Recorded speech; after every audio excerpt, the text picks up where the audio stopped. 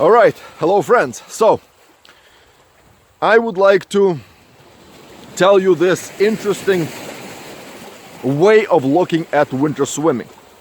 There are essentially two types of winter swimming, and one I would call static winter swimming, and the other I would call dynamic winter swimming. So what is static winter swimming?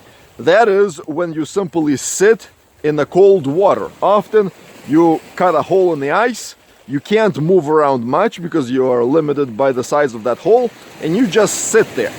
Now that is static winter swimming, winter dipping, however you wish to call it, and it has its own pluses and minuses. Now, what are the pluses of static winter swimming? I would say, first of all, pluses, right? So first of all, pluses would be this. Your body creates a thin layer of this water, thin layer of water that your body warms up itself, and because you're not moving much, that layer essentially forms itself, and thus it's a little bit warmer for you to simply sit in the water rather than move around, and thus you can spend more time in the cold water. Also, when you're not moving, you have an option of making a fist, hiding your thumb, pressing your fist towards your chest, thus hiding the ends of your fingernails essentially, which freeze, get numb really fast, and you kind of hide everything next to your body, and thus you can prolong your time in the water, because these very susceptible to the cold extremities do not get numb, cold, do not freeze as fast as they would if you were dynamically swimming. So that's the plus. The minus, it's not for everyone. Various people see it differently and have different feelings when they do either static or dynamic. But again, overwhelmingly in my experience, people do not like static winter swimming or just sitting in the cold water because they're not moving. And when you're not moving, essentially all your attention, all your nerves focus on the discomfort, on the pain.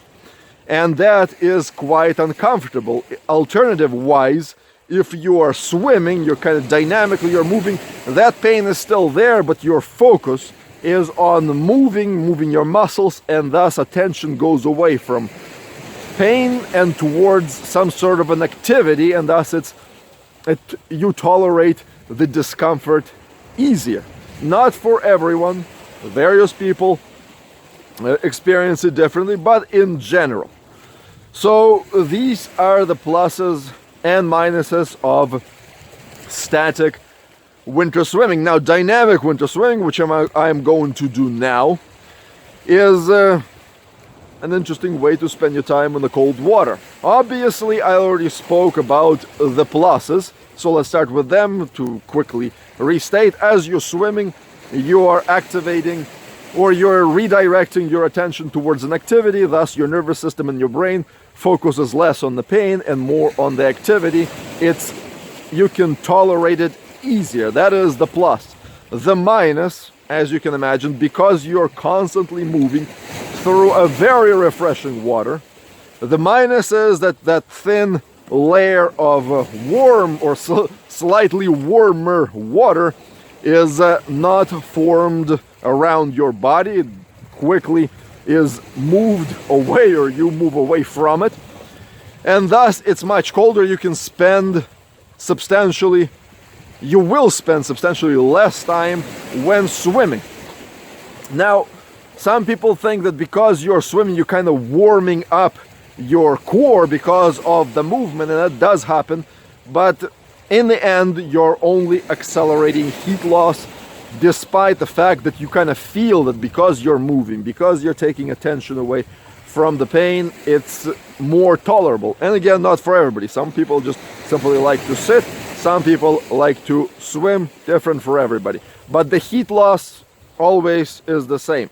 When you're not moving, you can spend in the cold water You can spend much more time in the cold water than when you are moving. That's basic physics.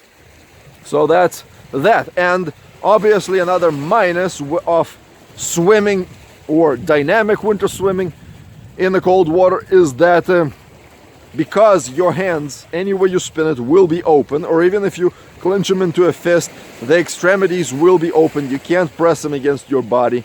What will happen is that they will get numb very, very fast unless you're wearing dive suit gloves or whatever.